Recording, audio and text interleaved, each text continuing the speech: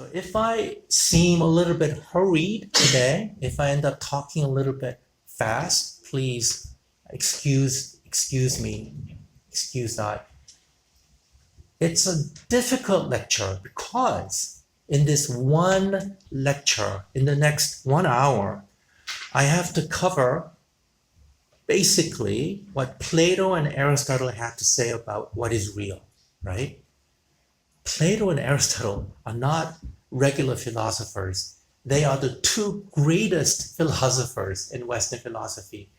So it's going to be quite a challenge for us to cover both of them in one class. But let's start.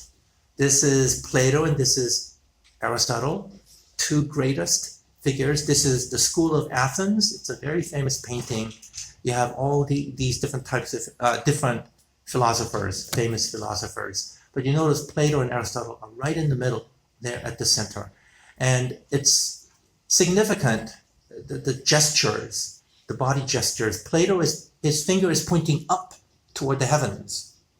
And Aristotle, his hand is outstretched like this, right? It's very symbolic. Plato is saying truth is up there in the heavens. And Aristotle is saying, no, truth is out there in nature. Plato is the otherworldly philosopher. Aristotle is the ever commonsensical, earthly philosopher. And even the colors are symbolic. His colors are that of air and fire. And Aristotle's colors are blue and brown, water and earth. Right? So it's very symbolic, the whole picture. 20 most important philosophers of all time. They did a survey with 900 philosophers and graduate students.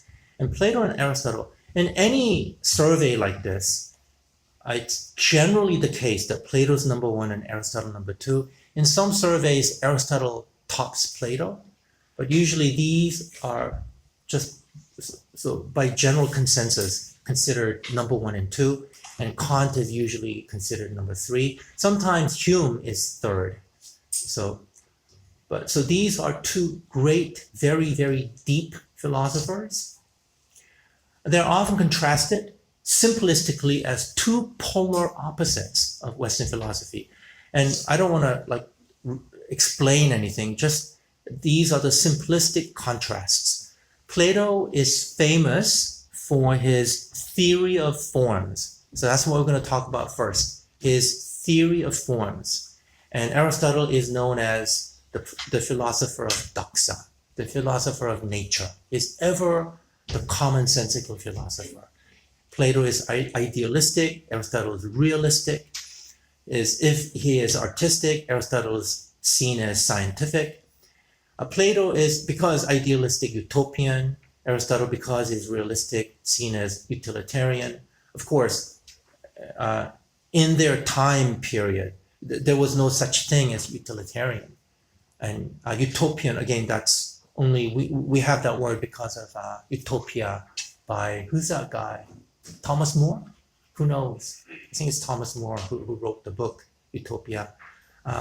Plato is the otherworldly or maybe even heavenly philosopher. Aristotle is commonsensical. Plato is seen as rational and Aristotle empirical. Obviously, these are very simplistic things, but Plato really is more rationalistic, and Aristotle is more of a scientist. He observes nature and he draws conclusions from nature. Even though Aristotle is the founder of logic, right? He's the one who systematized logic. So there we have it. Let's start with Plato. Plato's idea of reality is based on what's known as Platonic solids. Plato rejected atomism, and he sort of agreed with Empedocles because he said reality is made up of four fundamental elements, the arche.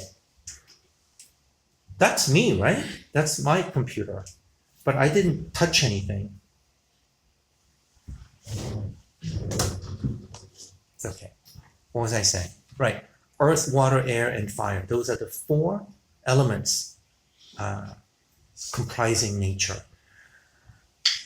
He rejected atomism because the patterns and shapes we see must come from something more than just random collisions of atoms. There it is again. What?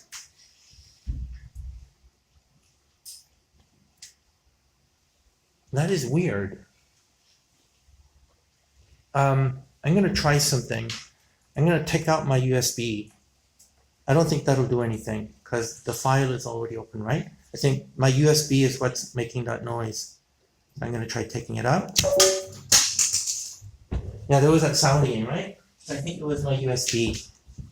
Okay, hopefully the sound will cease now.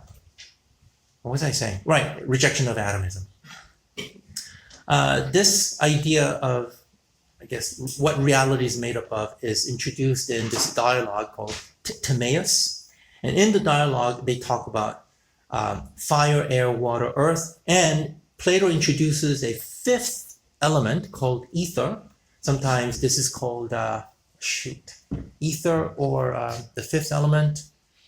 I forgot the name. But Plato, he equates these 5 fundamental elements with geometry. So they've come to be known as Platonic solids. And apparently geometrically, these are the only 5 geometrical shapes, regular geometrical shapes that are possible. Cube represents earth, tetrahedron fire, octahedron air, dodecahedron is the 5th element, the universe, and icosahedron represents water. This actually gets in very deep.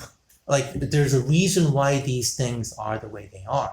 And these are basically Plato's atoms.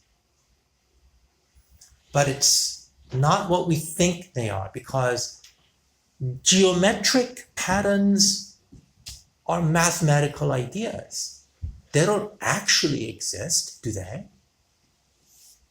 So this is where Plato's theory of forms meets the 4, what we consider the 4 common elements that Greeks believed in, right? This is where the rubber, or the tire of the rubber meets the road, right? This is where his ideas, forms, turn into the actual elements that we have in this world. So we can't talk about this too much because then I will for sure run out of time. But this isn't just like imagination. They're arguments for why these things are representative of fire, air, water, earth, and the 5th element. So let's move. Of the 5th element, Plato only said in the dialogue, the gods used it to arrange the constellations, and Aristotle will talk about it more later on. So these are the Platonic solids. His theory of form. Now we're actually doing philosophy. I want us to think about this. I want us to be convinced of his arguments. So we're going to go through Plato's arguments here. And I have to do it very quickly. So please follow me as I go through these arguments. His theory of forms. So just like the pluralists, what he wants to do is combine Heraclitus's idea with Parmenides' idea. You can't refute Parmenides, right? It's very difficult to argue against Parmenides' argument for being, right? And yet we want to say change is real. So this is the way Plato solved the conflict between Heraclitus and Parmenides. His theory of forms. The starting point is this idea of universals. What are universals? You have Socrates. He is a man. You have Simmias. He is also a man. And then you have I think you say Seeds is also a man. 3 different individuals. They all represent, they're all men. So there is this idea of man, of which these 3 are instantations, examples of, right? So there's this idea called man. That is a universal. We have one idea, the idea that we call man.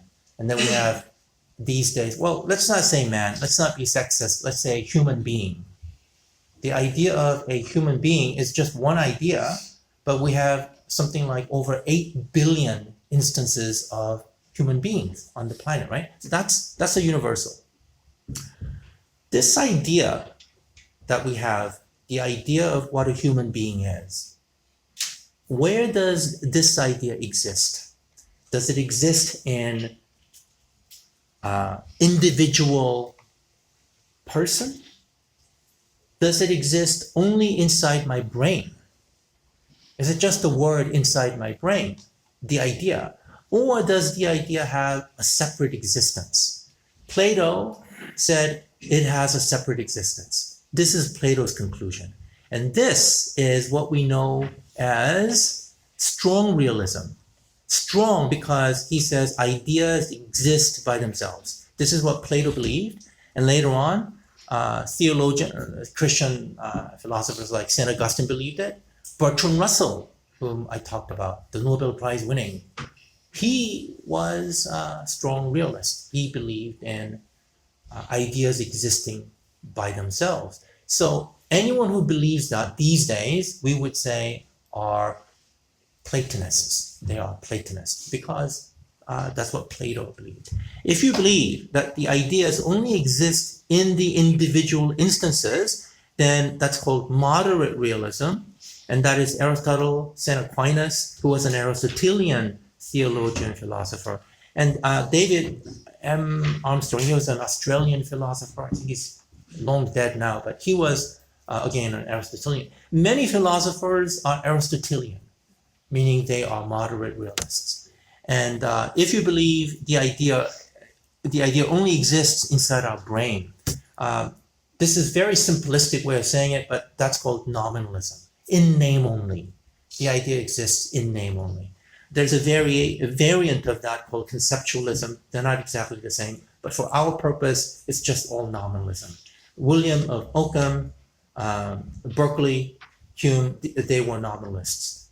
Nominally speaking, they were sort of nominalists. Okay, so this is how we get, what it means to have this theory of forms. This is what Plato believed.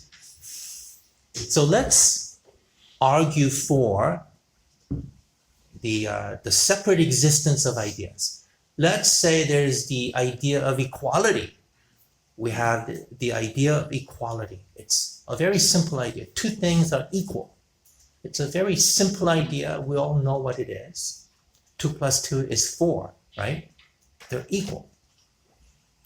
So we have two bars. They seem equal in length.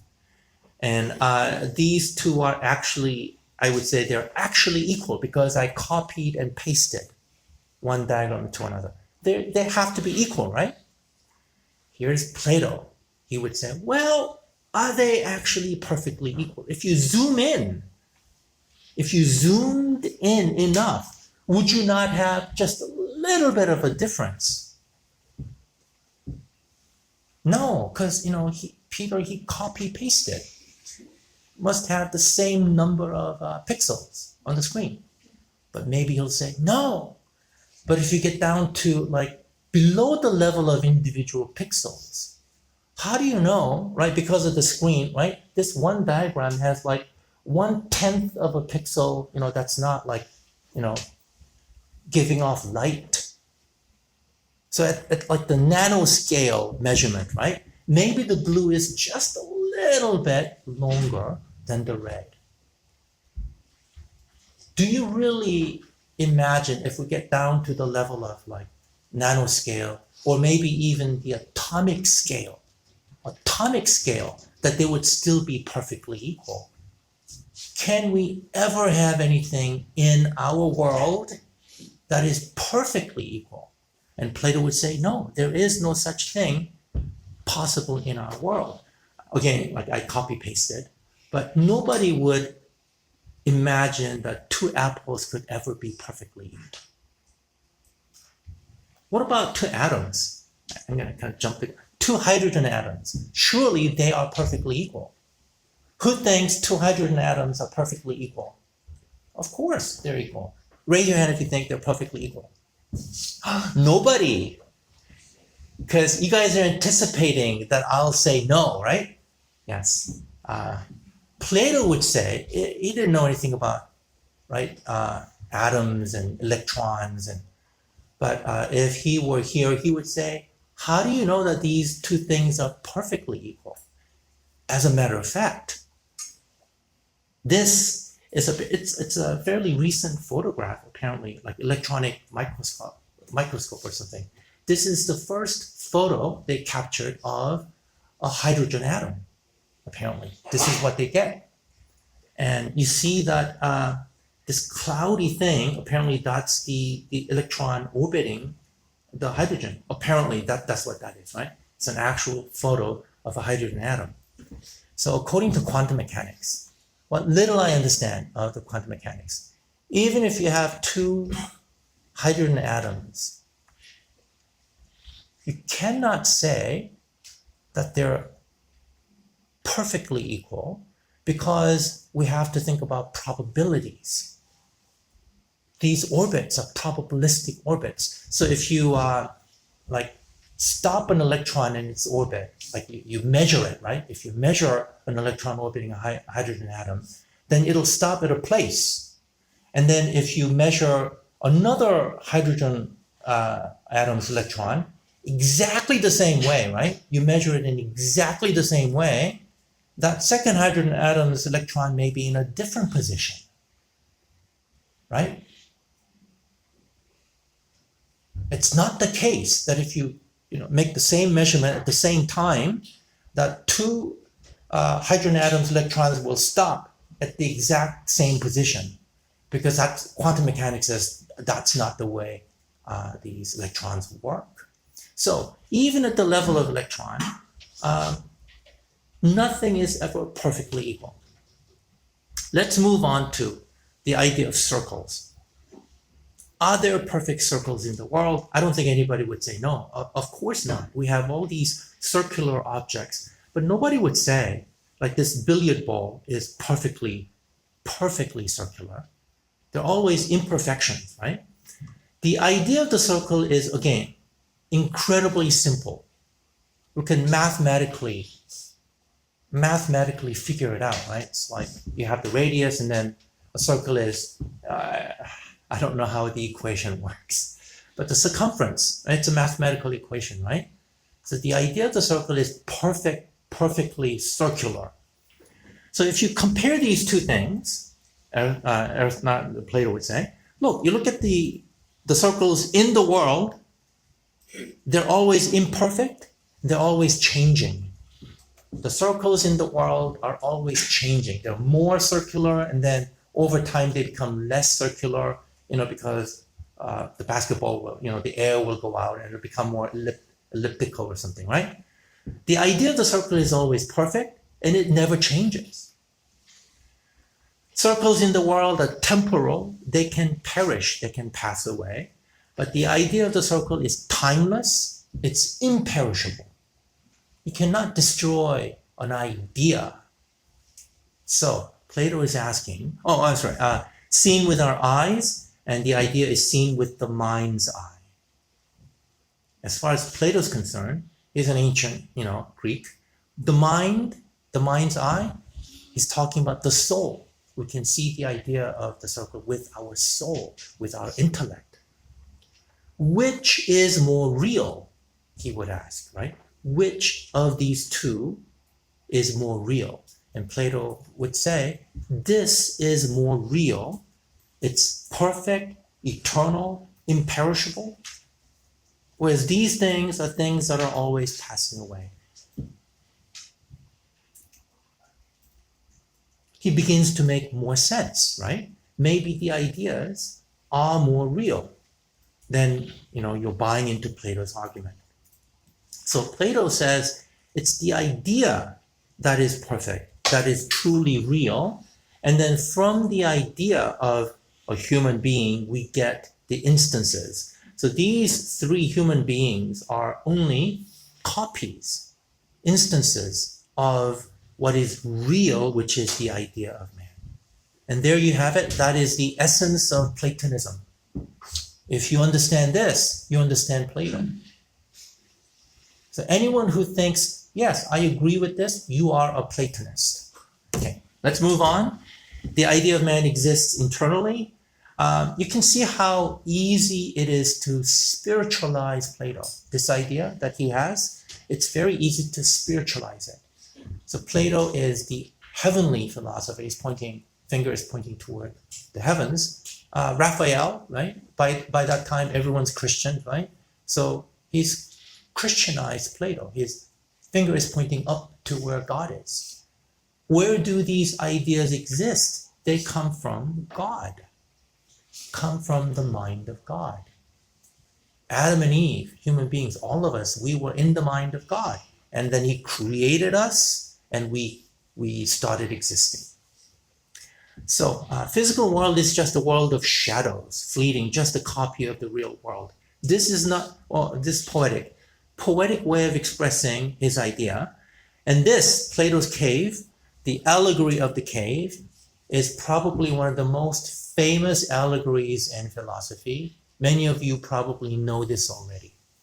If we had lots of time, I would play one of these YouTube videos that tell the story of the allegory of the cave. But we don't have time. So let's quickly go through what this is. The allegory of the cave says, there are prisoners inside the cave and they're all tied up, right? It doesn't make any sense. It's a thought experiment. They're all tied up and they can only see what is in front of them. They can only see what is in front of them. It's dark, this cave, and the dim light that comes from behind them casts shadows. And the only thing they can remember are the shadows. They've always seen these shadows. So they've come to believe that the shadows are real. This is what reality is, because that's the only thing that they can see in the cave. But what they don't know is that these shadows are just shadows being cast by these objects from that flame. And then one day a prisoner gets taken out of the cave, and the prisoner comes outside the cave, and the prisoner actually sees what the world is like outside. And at first, the prisoner is blinded, right? Because he's been in the shadows, right? And he sees the world of light for the first time, and he's got a headache. Oh, it's too bright. And then as time goes by, his eyes get adjusted to the light, and then he begins to appreciate what true world is like. And then he realizes what he thought was real were only just shadows cast by the real objects of the world. You see where Plato's going with this, right? This is our world. And these are the ideas, the world of ideas, the world of forms. They are what is truly real. And then he ultimately looks at the sun. His eyes adjust enough so that he can actually look at the sun. Don't ever do that because it'll ruin your eyes. But in the allegory, the person can actually see the sun, and he recognizes the sun as the source of all that is, right? That this is Plato's God. So this allegory of the cave it represents the world of forms. The Platonic world of forms is the truly real world. It is the world that is eternal, that is unchanging. This is the world where God is. We can only imagine what that world will be like because we live in the world of shadows, right? People have spiritualized this idea of Plato's. They have spiritualized it. And so we think of the world outside. The real world outside is actually, the kingdom of God, right? So here are the angels flying about. Right, angels belong to the kingdom of God. It's a world filled with light. And of course, the kingdom of God is eternal. It never passes away.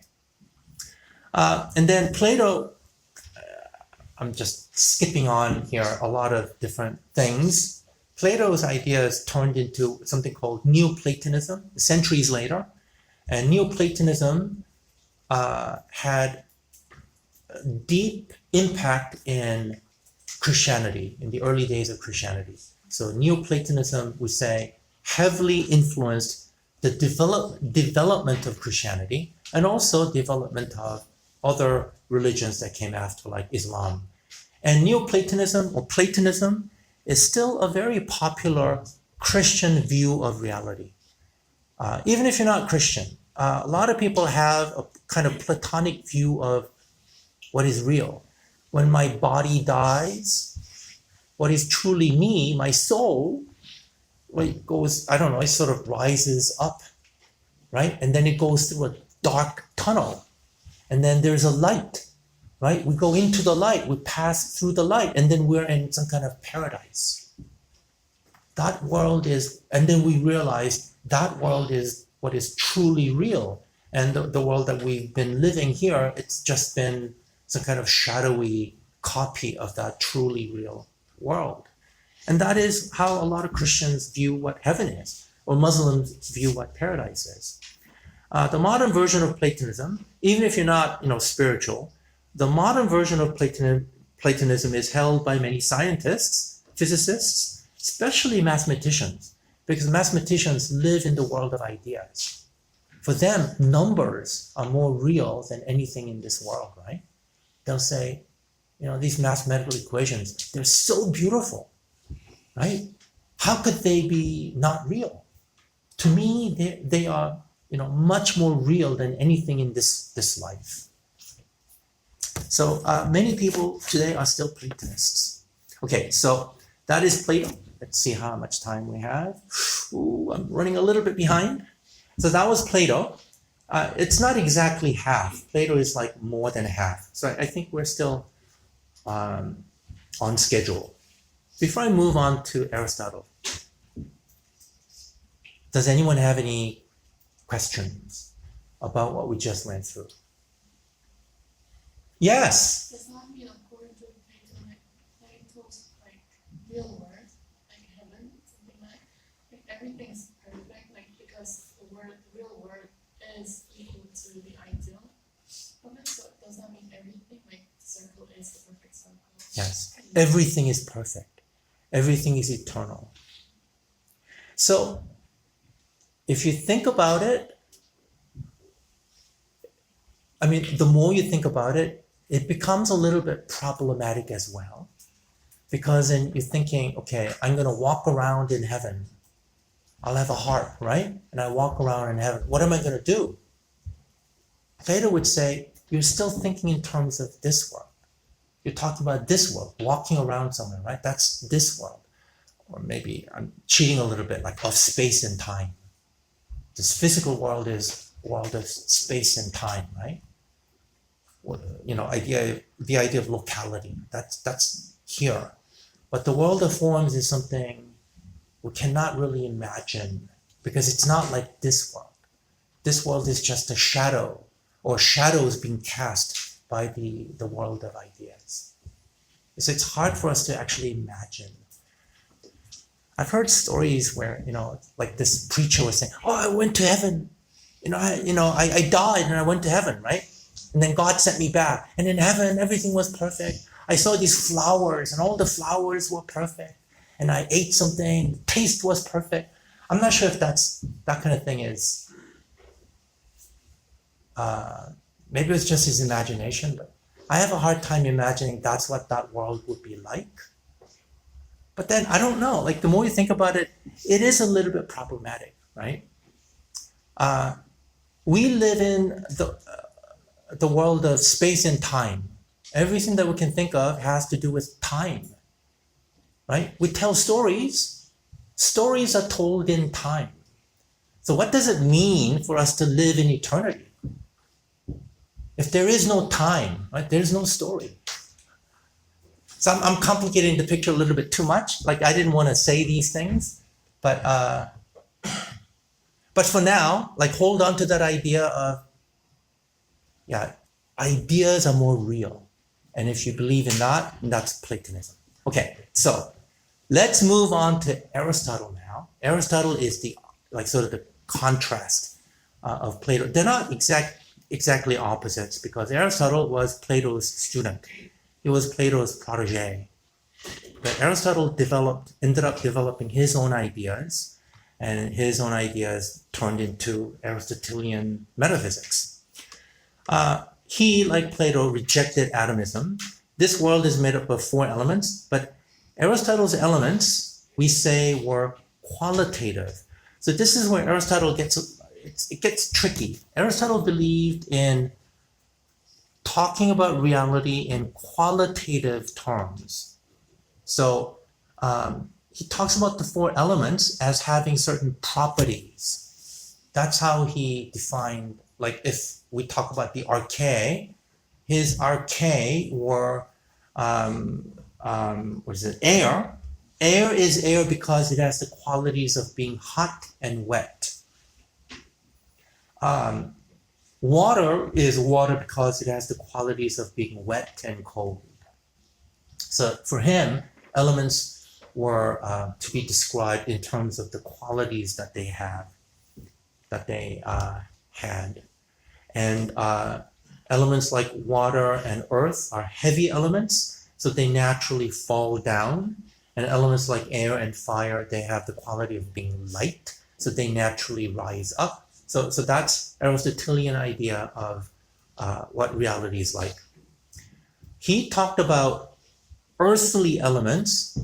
The 4 earthly elements are earth, water, air, and fire, and they have their natural movements, which are straight movements. Things move straight on earth. Fall down, rise up. But the heavenly quintessence, that was the term that I was thinking of. Heavenly bodies above the earth, the heavens are different. The heavens are perfect, he said. And so heavens, the sky, earth, not earth, I'm sorry, sun, the sun and the moon and the stars, everything up there are made up of a divine 5th element called ether or quintessence, quint meaning the 5th essence. And those things, because they're perfect, they're all spherical things. Because they're all spherical things, they move in circular motion. And circular motions are eternal motions because there's no beginning or end in a circle. So they move always. The sun and the moon, right? They go around the earth. The earth and heaven, the different earthly motions are linear. They move only when force is applied. That was Aristotelian physics. If you don't move something, it has a tendency to just stay where they are. So if you want to move something, you always have to apply force. And this was something that only Newton repudiated, right, centuries later. Celestial motion is circular. They're eternally moving. And what is causing them to move, I'll talk about this again later, but everything moves because their movement is caused by the first mover. For him, it's the unmoved mover. Aristotle came up with this idea of the unmoved mover. Everything is moving toward the unmoved mover, and the unmoved mover is Aristotle's God, basically. His idea of God is that God is the unmoved mover. God does not move. I think that's the effect of Parmenides, right? Because any kind of movement is change. And God does not change. Therefore, God does not move. Then how could we have change? Everything other than God wants to move toward God. I think you have to interpret that poetically. I just realized I should have done this. Sorry? No. Huh? That, right. Sorry about that. I forgot to do that. So everything moves toward the unmoved mover. So Aristotle's God is the unmoved mover. And what does God do? Aristotle's idea of God is thought thinking itself. I don't know what that means, but apparently that's Aristotle's idea of God. God only thinks about himself. Thought thinking of itself. It's kind of hard for us to understand what this means. And I'm sure there are papers upon papers where professional philosophers and maybe theologians, because Aristotle is very friendly to Christianity, So there are theologians and philosophers try to make sense of what this means, the deep meaning of thought thinking itself. I don't understand it because to me, thinking involves time, right? But how do you think of anything if this is an eternal thing? So it's beyond me, but this is the way I was. By the way, anything that you see like this, you don't have to study, right? You only have to study what's on the slides. So you don't have to like remember this kind of thing. So now we get into Aristotle's metaphysics, the study of nature, what is behind nature. One of Aristotle's most important works, study of being, what is existence, how do things continue to exist and yet change. He knows all about Plato's theory of forms, that it is a synthesis of Parmenides and Heraclitus, how things can be unchanging, eternal, and yet change at the same time. Well, unchanging, that's ideas, changeable, perishable things are the world of shadows, the world that we're living in, imperfect world. And this things of this world is, they are just poor reflections of the forms. Forms are real, this world is only a world of flickering shadows. That's Plato. Physical versus spiritual. Platonic view of reality. So Aristotle understands all this. He rejects this. He rejects Platonic view of reality. Because Aristotle says that this world is all we have. There is no physical versus spiritual. This world is all we have. That is reality. There's no Platonic forms, no physical versus spiritual conflict. We should pursue an empirical view of reality. That's Aristotle's starting point. So what is Aristotle's metaphysics, if it's in contrast to Plato's theory of forms? He says, this is what he observed as a scientist. There was no such thing as scientist. The word didn't exist, right? So he was being a natural philosopher, like the pre-Socratics. He observed nature. And the conclusion that he came up with was, matter is what makes up the world, right? Matter is the stuff out of which the world is made. The four elements. But matter cannot exist without some kind of shape. And shape, or the kind of thing that is the essence of anything, is its form. That's what he's saying. So form is the essence of anything. So simplistically, you could think of it as the shape of a thing. So in order for anything to exist, you need both of these things.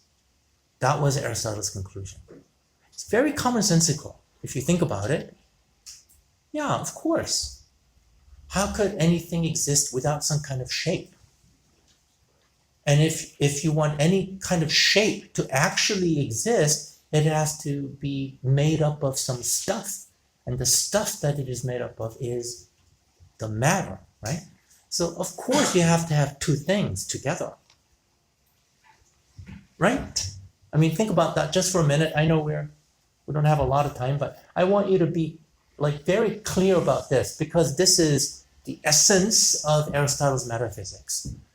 He says these two things are the necessary ingredients of existence. In order for anything to exist, you have to have these two things always, matter and form.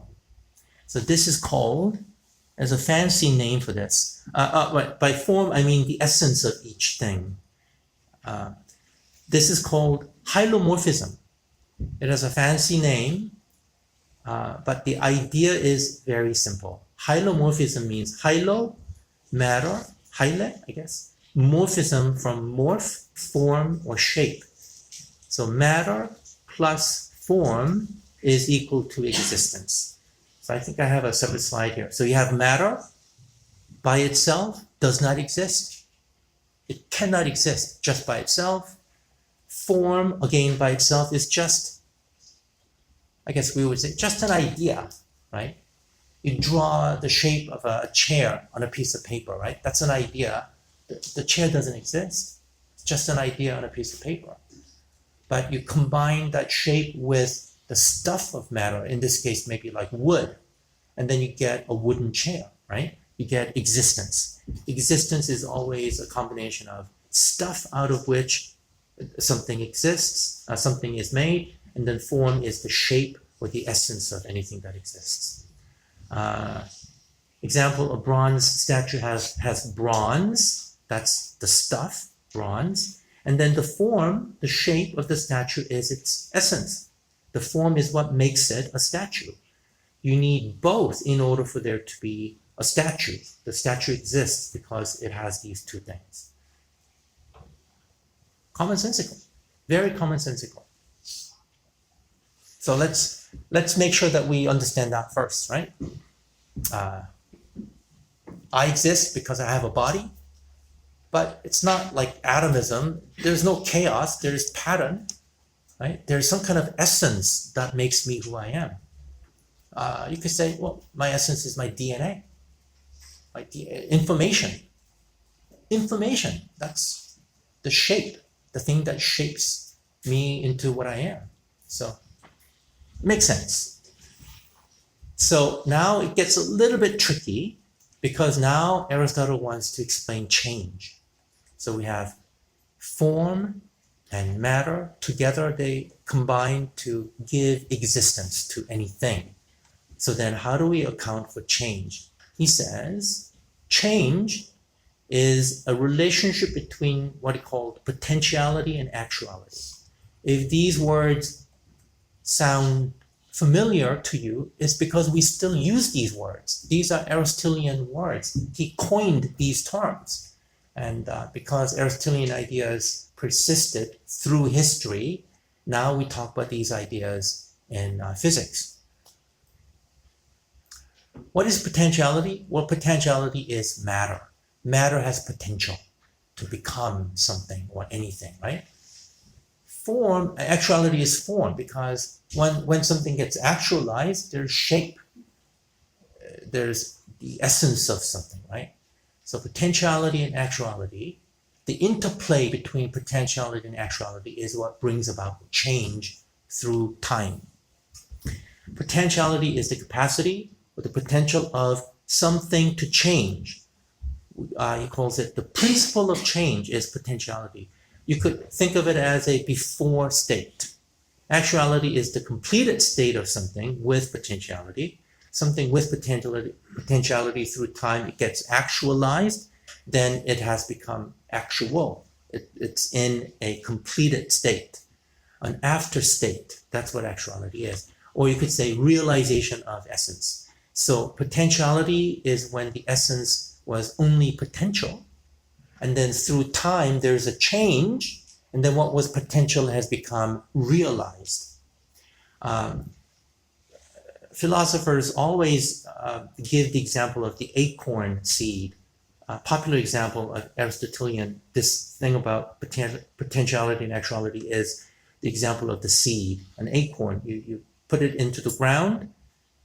The acorn is filled with potential, right? And then through time, it realizes the shape of the tree. So that's a simple example of how you have change. Change is, in this case, the growth of a tree.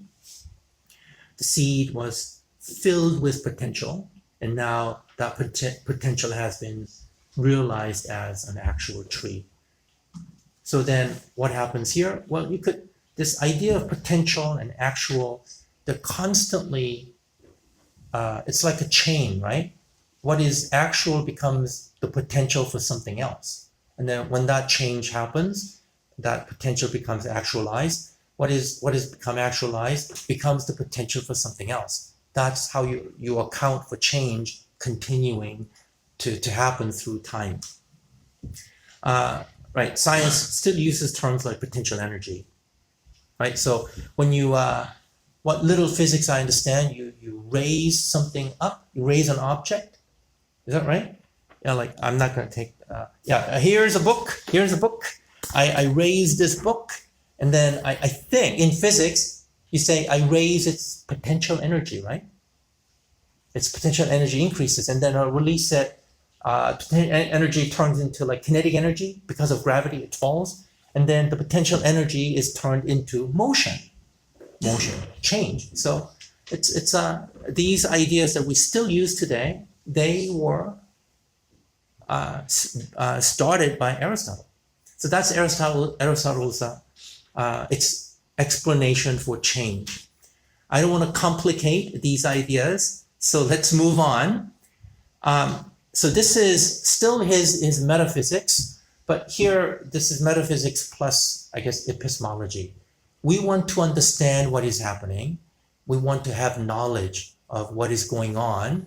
In order for us to understand anything that is happening, we need to know the four causes. So this is called Aristotle's four causes idea. If I understand the four causes of anything, then I can say that I truly understand that thing. So let's say I want to understand this thing in front of me. This thing. What is this thing? It's called a statue. Right? What is this statue? If I know the four causes of that statue, then I know what that is. My knowledge depends on these four things. First is material cause. What is it made of? The matter containing potentiality out of which a thing is made. So what is it made out of?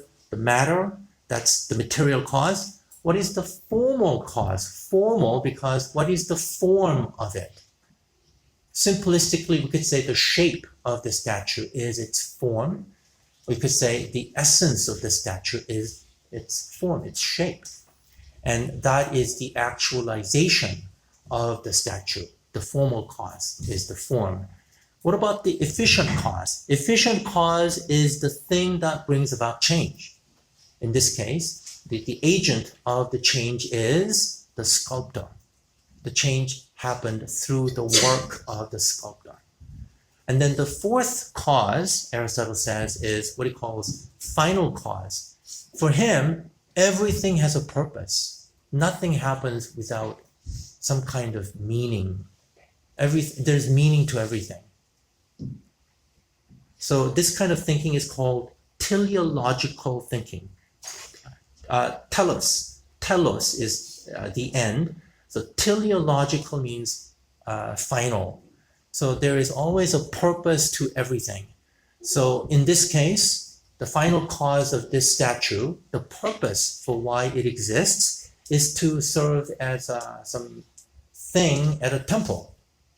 There was a reason why it came into being. The sculptor created it so that it would have the function of being a statue at a temple. So people would see it and praise God or something, right?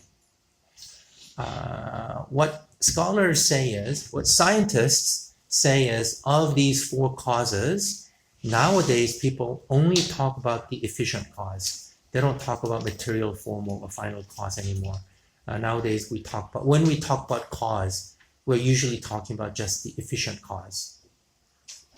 But these are the four causes, four Aristotelian cause, in order for us to understand anything. The final cause, I should mention this. I think we have just enough time. The final cause, everyone accepted this as a matter of fact. Of course, everything has a purpose because most people were religious.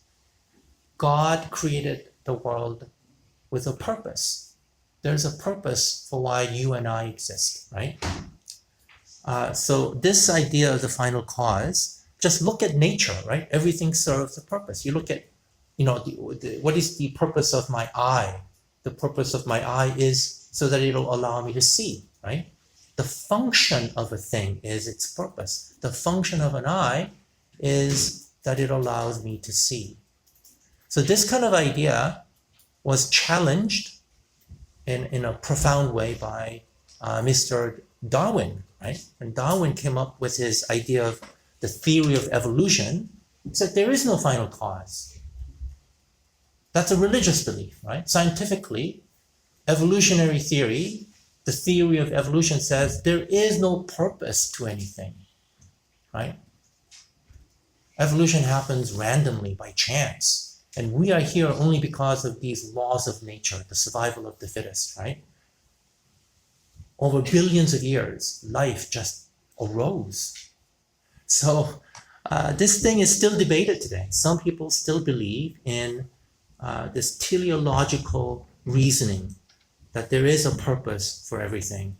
And then that kind of view of life, view of the world is being challenged these days, largely due to the theory of evolution, Darwinism. Right. So the final purpose of everything, the ultimate purpose of everything, is dependent upon God. Right? God becomes the final cause of everything, because as we just said, for Aristotle, God is that which everything is moving toward. Did I say that right? Everything wants to move toward God. God is the unmoved mover. He doesn't move, but everything wants to move toward him. For all of eternity, Aristotle's universe is eternal. So for all of eternity, everything is moving toward God. So it's a bit tricky to to say that and to think about reality that way, right? What do you mean for all of eternity, things are moving toward God? Are we talking about like physical space? So maybe it's more than just physical space, right? The thing that causes us to go to a certain place, to do certain things, right? What is our purpose is to draw closer toward God. Whatever that, purpose may be. That is the thing that motivates everything to move. So that is the final, right? Finally, at the end of the day, that is the thing that causes change, all things to move. So the unmoved mover is, I think, sometimes called the prime mover. Like the Transformers, the Optimus Prime. God is the prime mover. He doesn't move anything himself, but he causes everything else to move toward him. That's the way Aristotle explains this, the unmoved mover. Okay, so in the last 7 minutes, let me talk specifically about living things. This is Aristotle being ever the scientist that he is, the biologist that he is. If I didn't say it already, Aristotle is considered, more of a scientist than a philosopher. He really was an empiricist. He, for years, he collected animals, like creatures, and he would dissect them and collect them and classify them. Right? One of the things he started was the discipline of biology, study of life. So when we have just things, it's easy to explain. What is a chair? And this chair here is made of wood, that's matter, and the shape of the chair, that's its form, that is how it exists, hylomorphism. What about for living things? Aristotle said, for living things, soul is the form or the essence of life. That's the Aristotelian term for soul. Soul here isn't a religious anything. For Aristotle, soul is simply the essence of life. And he distinguishes 3 different types of life. There is the vegetative life that he calls nutritive soul. All living things nourish themselves and reproduce others of the same kind. He observed plant, and he observed plant life can nourish themselves, right? Draw nutrients from the ground, right? Be exposed to sunlight and water, and they grow. That is the nutritive soul of plants. That is the essence of plants. For him, when he says soul, he's talking about what is the essence of plants. It's nutritive, and they reproduce. And then what about animals? Animals have he called sensitive soul, because animals have senses, unlike plants. I mean, nowadays maybe, we know better, but he thought plants don't have any senses, but animals do. The five senses of seeing, hearing, smelling, tasting, and touching, right? They have senses, so they have sensitive soul. Animals have sense perception. All have at least sense of touch. They also have desires because desires come from having senses. And only human beings, Aristotle said, have rational souls. Because animals can't think rationally, but we human beings are rational beings. Thinking is different from sense perception. Mind is, Aristotle thought, immaterial and immortal. So this is where Aristotle gets a little bit tricky. He says mind is immaterial and immortal. Wait a minute. I thought Aristotle didn't believe in like a spiritual world. He thought this world was it. So why is he talking about all of a sudden immaterial and immortal? He sounds like a Platonist here. So this is where what shallow understanding I have of this part of Aristotelian philosophy is, Aristotle makes one exception to his metaphysics. He makes just one exception, which is God. It says God is the only being who is immaterial because God is pure actuality, is what he says. I mean, try to understand that. That's too deep for me. Everything else in the universe is a combination of potentiality and actuality. That is how everything changes, right? I am a combination of potentiality and actuality. I would say, I think I have just enough time. I would say I'm more actualized than I still have potential because I'm old. I'm getting old, right? When I am fully actualized, I imagine that's when I, fall down and die, right? But you guys are still young, so you guys have more potential than actual, I guess. But God is the only being who is 100% pure actuality. Therefore, there is no change in God. That means God doesn't have any matter in him. There is no potentiality in God. Therefore, God is immaterial. And God is rationality itself. And human beings somehow take part in that rationality that is God himself. And that is why we have this rational soul. So this is Aristotle's sort of tricky part of Aristotle's third soul. So human beings, we have three souls. We are like animals in that we have senses. So we have sensitive soul. And we are like plants in that we eat and nourish ourselves. So we have nutritive soul. We have three souls. The thing that makes us human is our rational soul. But we have a body like animals, so we have sensitive soul, we have nutritive soul. Okay. Last slide. Oh, just enough time. So if human mind or rational soul is immaterial, immortal, does that mean we live on after our bodily death? The scholarly interpretation is no. Aristotle did not believe in life after death because of hylomorphism. Hylomorphism.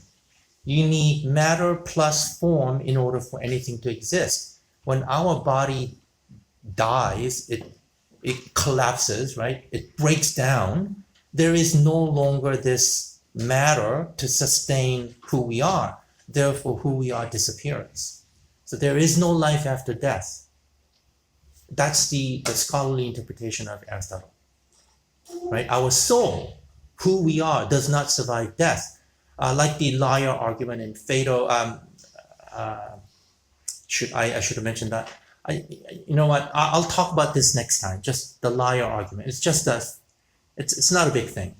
So the important thing about this part of Aristotle's De Anima on the soul is this idea of do we survive our bodily death gets taken up by Thomas Aquinas, who is the Aristotelian philosopher during the medieval times, and he comes up with what's known as Thomistic hylomorphism.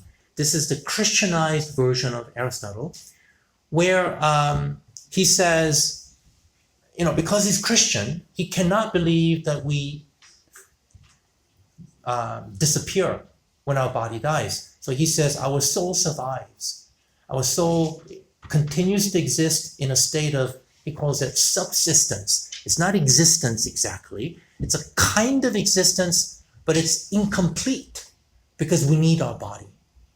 So what he says is we fall asleep when we die. We fall asleep. Where? Well, we rest in the bosom of Abraham or something, right? We continue to exist in the mind of God. That's Thomistic holomorphism. That's why we need the day of resurrection, when God will give us new bodies. And then it's like we wake up with a new body. So that's Thomistic holomorphism. But like I said, that's not original Aristotelian idea. For him, what survives is the thinking part of the human mind, the intellect itself, which is God. So the original Aristotelian idea, if anything survives, it's not us, it's the intellect itself. That, at least some scholars say, that is actually somewhat like Buddhism. If you into that, right? Like the Theravada Buddhism, or the Westerners, they like talking about secular Buddhism or philosophical Buddhism, says we don't actually exist, right? We are just representation of the one thing that is the universe, right? So we'll get to talk about these things again later, I guess. We're out of time, right? If you have questions, please use our Q&A, and I will see you next Thursday, not Tuesday. Have a good week, everyone.